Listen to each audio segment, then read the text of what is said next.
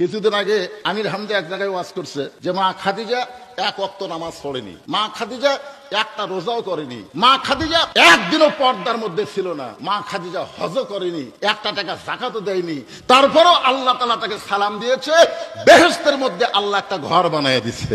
এইটা আমির হামদা বলার পরে ফেসবুকে সেই সমালোচনা, যারা জানে না তারা তো সমালোচনা করবেই। এখন কতগুলা ফেসবুক মুক্তি হচ্ছে, জোরে কোন কথা ঠিক কিনা? এখন এইটা দেখে কেড়ে খাদিজার শানে এরকম বেয়াদবিমূলক উচ্চারণ করলো।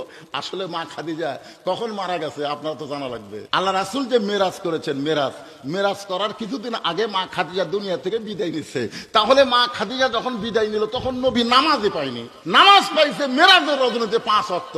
তাহলে খাদিজা মারা গেল কখন? নামাজ পাওয়ার আগে না পরে? আগে যদি মারা যায় নামাজ কোথায় পড়বে? হিজরির 2য় সালে আল্লাহ তাআলা রোজা দিয়েছে। নবী মক্কা থেকে মদিনায় হিজরত করার 2 বছর পরে আল্লাহ রোজা ফরজ করেছে। এখন আপনারা বলেন খাদিজা যখন মারা গেল তার কত বছর পরে? 3 বছর আর 2 বছর, 5 বছর পরে আল্লাহ রোজা দিল। তাহলে খাদিজা রোজা কোথায় করবে? যাকাত আইছে একই, রোজার বছরই যাকাত, তাহলে খাদিজা যাকাত কোথায় দিবে? হজ আইছে একেবারে হিজরতের 9ম বছরে হজ ফরজ, তাহলে খাদিজা হজ কোথায় পাবে? আপনারা বলেন খাদিজার সময় পর্দার কোনো আইনই ছিল না, তাহলে খাদিজা পর্দা কেমনে করবে? এইগুলো না বুঝে বক্তারও বলা দরকার, বিশ্লেষণ করে ব্যাখ্যা করে। বক্তা হয়তো পরে ব্যাখ্যা করেছে কিন্তু ওই ব্যাখ্যা বলতে যায়নি, ওটা আবার ইউটিউবেররা কাটিং করে ছেড়ে দিচ্ছে। দরকার কি করে ছেড়ে দিয়েছে? কাটিং করে ছেড়ে দিচ্ছে।